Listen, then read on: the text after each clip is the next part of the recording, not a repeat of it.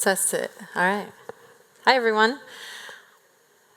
So, do any of you have a cursed team in your company? Does anyone even know what that means? Probably not, but let me tell you a story of how I met my first cursed team. So, I'm a technical program manager. I also love workshops. That's how Klaus and I know each other. But I work heavily with engineering teams, really deep inside, to really work with them to launch a product or do a big migration or all those really complicated things that require lots of people to work together. And so that means I get to be really embedded with a team. And one team was very interesting. So they were really hard to work with. They were really unproductive. They fought all the time. The PM and the EM hated each other, and they were not quiet about it. And does anyone know anyone like that? Can everyone hear me with this? Okay. So they also were not hitting their deadlines. They were not fun to work with, all of this stuff. And the best thing of all is they were quitting and burning out, going on sick leave, and just being fully demotivated. So that was really, really fun to work with for me.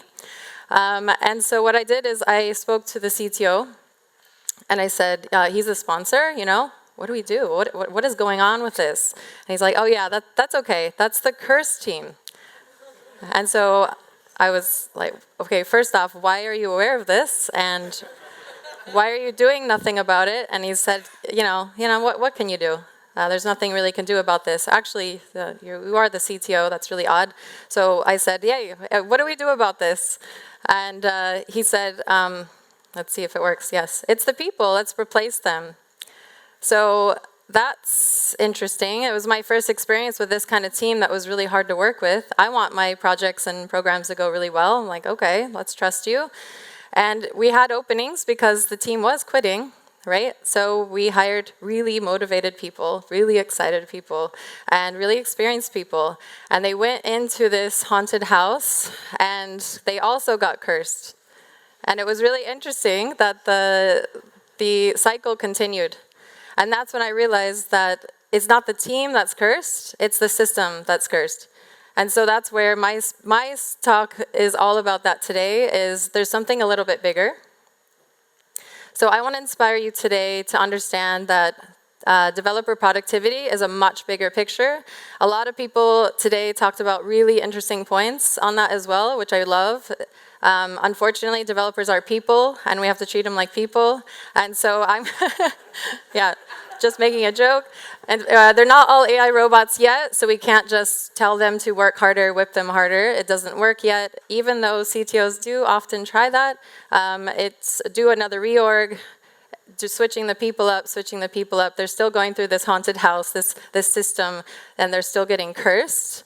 But there is a hope, I want to say. So there are easy ways to get started.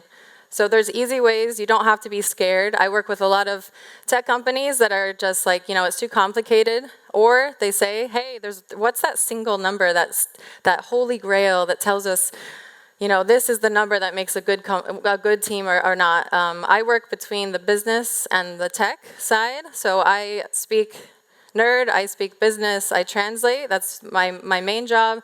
And I get asked a lot, which team should we fire?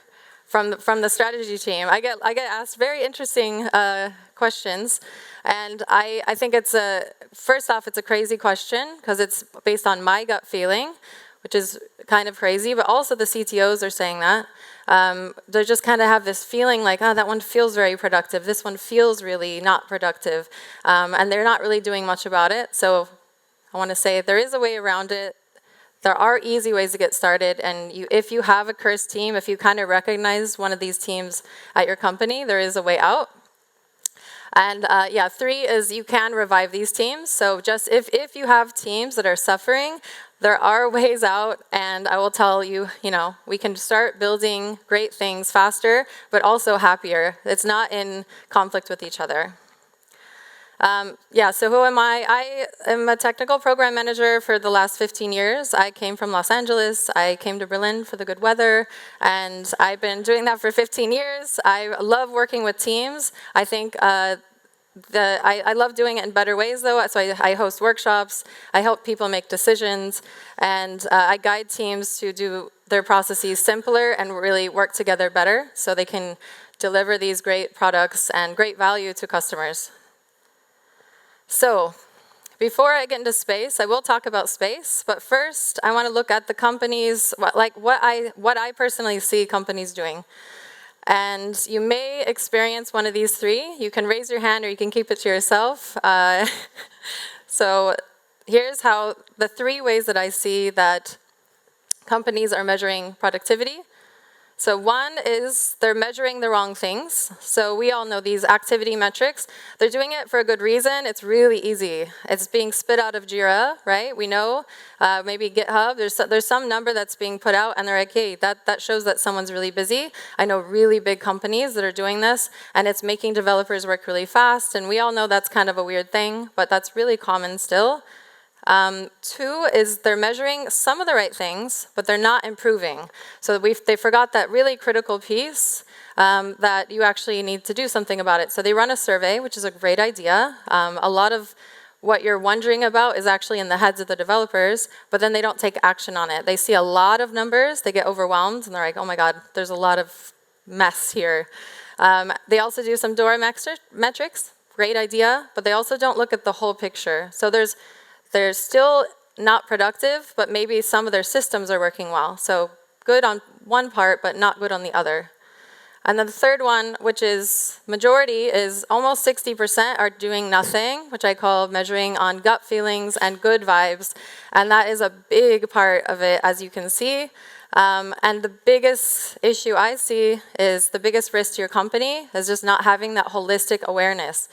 So if you know that your teams are really busy, that's interesting, but are they building the completely wrong thing? I've absolutely been in a company like that, maybe a few times, where we're rushing to build sometimes hundreds of projects for 100 engineers, and the math doesn't work out, and they're busy working much, much harder, but the value isn't there, and the customers are still not happy, or they're not buying it. So a lot of issues come out, a lot of solutions are put out, reorgs, switching people, doing more bug bashes, maybe we'll crush some tech debt 1 week a year, this kind of stuff. It's not really fixing it. It's because we don't know exactly what the root cause is. We're not looking at the full picture. So the really interesting thing, I had to talk about AI. This is from the data that the number one way managers think they're going to improve productivity is AI. So there are amazing things AI can do. I'm going to sound like I hate AI for the next few slides. I absolutely don't. I think it can absolutely fix certain things really well. Really repetitive tasks, everything else. We're going to see an amazing way forward. But there's some depressing data as well. So McKinsey says that only 16% of our overall productivity will increase with Gen AI for STEM roles. So there's some massive improvements for call centers, other things like that. I was really curious, why is that 16%? Why is that so disappointing?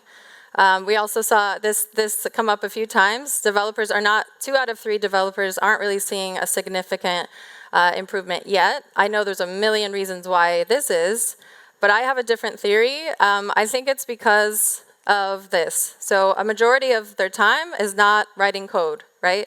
It's the everything else. It's the fun stuff, sitting in endless meetings, debating with people, what are we supposed to build anyway? Figuring out, the founder just sent us a new Slack message, and now we have 50 projects instead of 30, all of this mess. It's all these human-created things that, unfortunately, I don't think AI will be able to ever fix. So AI can't fix toxic team environments, bad processes, and constant meetings, but you can. That's a responsibility of you. So we're going into space. So I kind of see it as, I saw these problems trying to lead these programs. I was selfishly trying to figure out, how can I make every team one of these really high-performing teams? And I was trying to figure it out by grasping at all this data, by just watching them, working with them, trying to analyze them. Certain teams in our company were 3 times faster than others. And I was like, okay, what are they doing that the other one, these guys want to kill each other, these guys love each other, and they're 3 times faster. Okay, what is that? So it's not a single number. It's not that single lines of code is not telling me that at all. It's also not, you also can't say it's too complicated to answer. So I'm sitting with, the founder, the CPO, the CTO, they don't want to hear, well, it's too complicated. That's not a great answer at all. But then I heard about space, and I was really excited. So for me, this was a great answer. It's kind of in the middle. So space is not a single answer, and it's not 100 answers.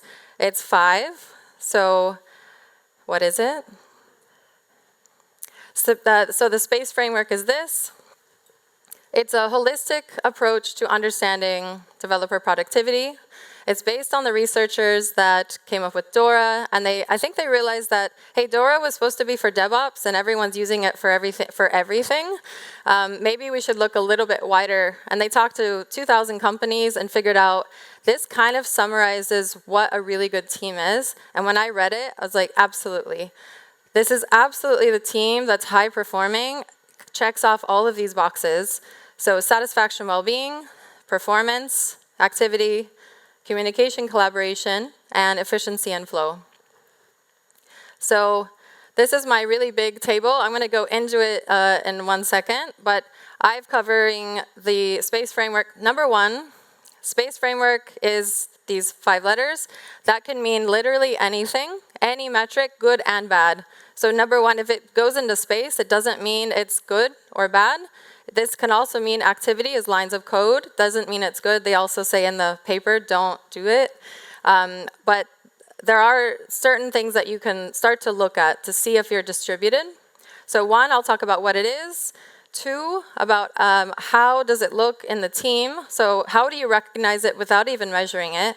And then here is 1 on the yellow, what I would actually measure. So satisfaction, well-being. This is how developers feel with work, team, tools, and culture. These teams, if you just watch them, they're engaged, motivated, and they feel valued and heard. It's very, very basic, but they're just happy to be at work. They really get along. There's a lot of respect. So the PM and the EM, for example, they're not trying to kill each other. They actually have a friendship, and they like each other, and the team is being heard. The developers have good ideas. They're listened to. That is one of these teams that's usually very high satisfaction. How to do it? Run a survey. Do it in a much simpler way. I'm saying 5 questions, and make sure to do something about it as a little side tip. Performance. So performance in the Dora world is a lot of the system performance. I'm going to go towards the actually a few people who have spoken today also talked about this. It's the performance and the actual value to the company. So this is the outcome of a system or a process, and this means that there's a positive customer impact. I'm going to heavily push on that just because I never see it happen. So developers say, my job is to push code to production, throw it over the fence, run away, and let someone else handle it. Well, that's, as we heard a few times today, that's not valuable at all. So I like when a team has a team OKR that has to do with a customer valuable thing, something successful, even NPS.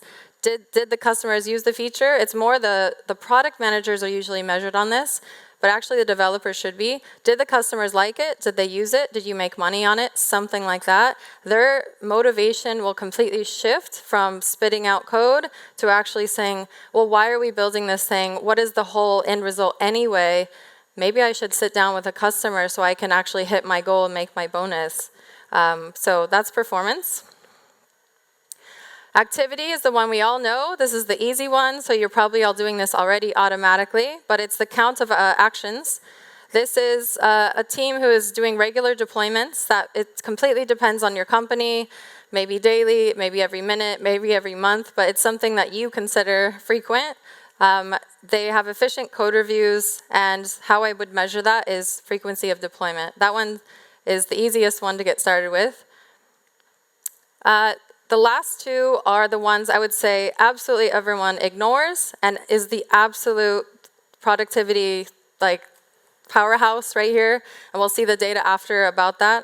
So communication collaboration is just how people work together, but it's also the clear documentation.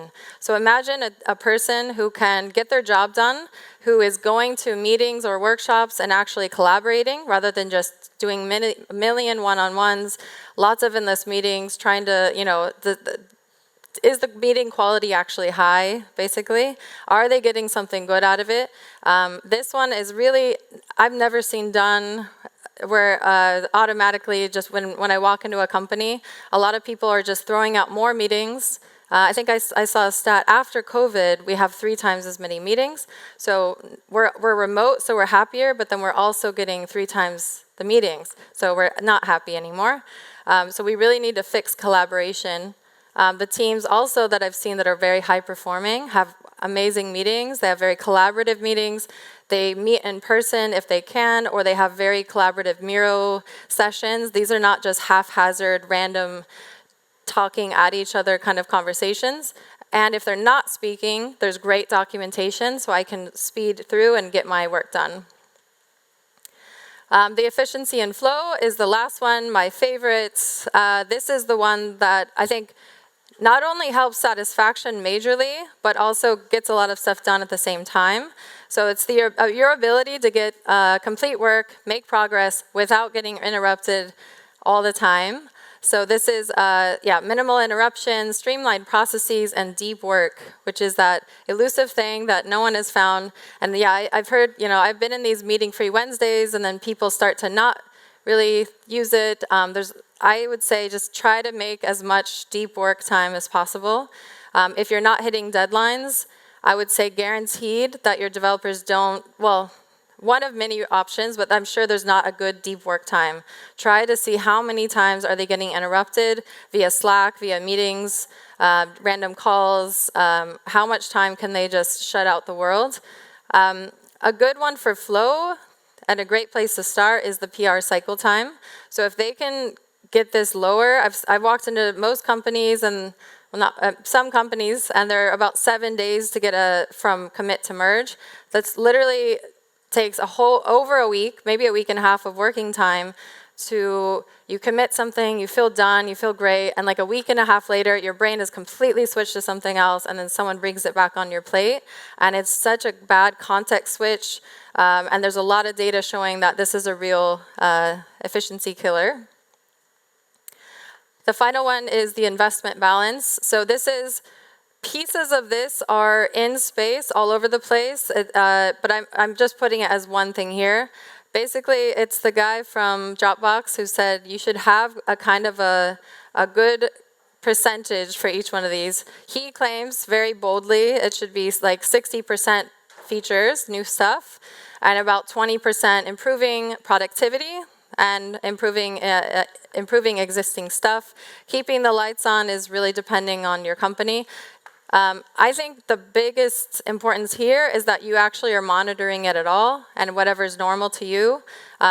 Lots of companies here, if you have ever looked at it, if you're 99% feature factory, there's probably something wrong. So whatever is the answers to you, as long as you're keeping consistent and monitoring it, I think that's the most important part.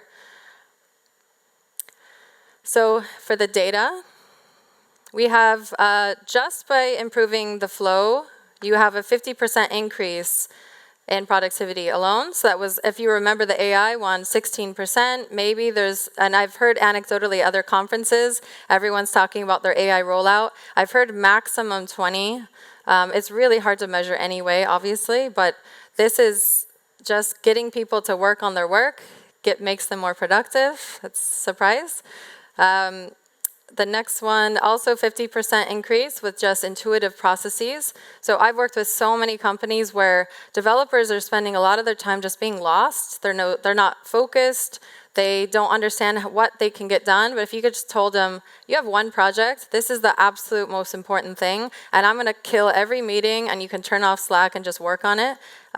Imagine how much they would actually get done. And I haven't really seen most people take that huge approach to say just get stuff done and have certain times to collaborate. The last one is the 20% increase with just the quick response time. So that's the PR cycle time. And the best point of all this is if you have a high-performing team, they are twice as likely to exceed their goals. So in a world in 2024, when CTOs are asked to do more with less, this is that magic trick you can pull out is, I need high-performing teams. I can't hire for it, but I can find these secret pockets where I'm wasting efficiency of my people. So how do you implement this? The 4 steps I have is, one is you have to start really small. So look at the metrics if you already have them and just put them into those 5 categories and just see if you're biased, number one. If you have everything in the activity column and you're not doing anything for the flow, for example, pick 3 to 5 in the end if you can look at it, but really hyper-focus on one and really try to push down one of these metrics. 2 is that don't do it alone. So I've implemented metrics and sometimes the developer team's like, why are you Big Brother? We're in Berlin especially. They're like, don't monitor me. I hate metrics. Leave me alone. But I've really seen a different option when we implemented a tool that was fully transparent. The team was in charge of changing it and their whole attitude was different. They were in charge of improving it. Okay, the CTO says, PR cycle time is the thing. Whatever it is right now, lower it. Whatever that number is, whatever feels good to you, that's the number it should be. But monitor this on a weekly basis and make this better. And the third one, of course, is visualize it.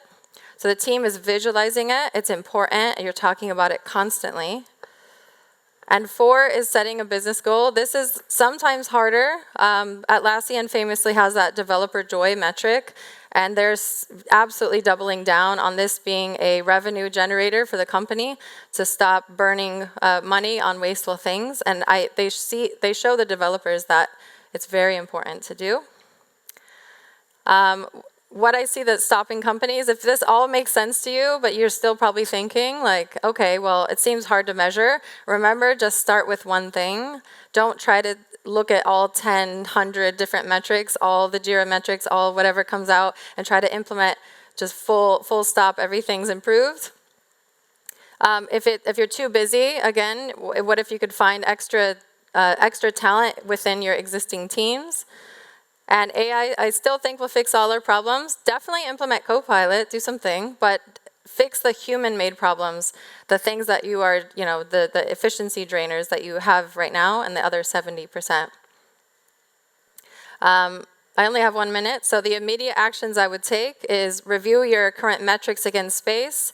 Ask the developers, what is that one thing that you absolutely hate that is the bottleneck, and fix it. And 3 is bring ownership to your teams. If you don't do anything else, make sure to get everyone involved and make this a continuous conversation. That's it. Thank you very much.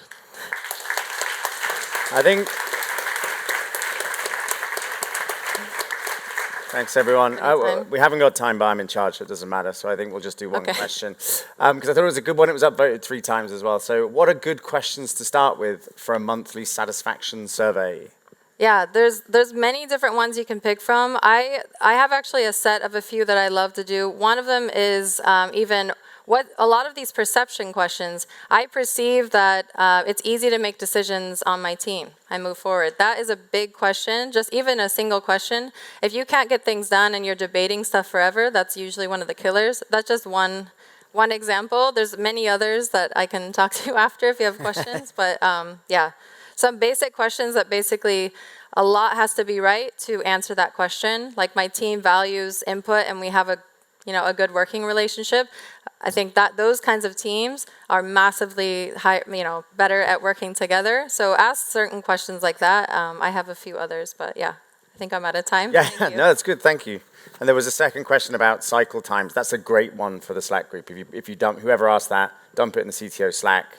You'll be bombed with suggestions for that. Thank you again, Rachel.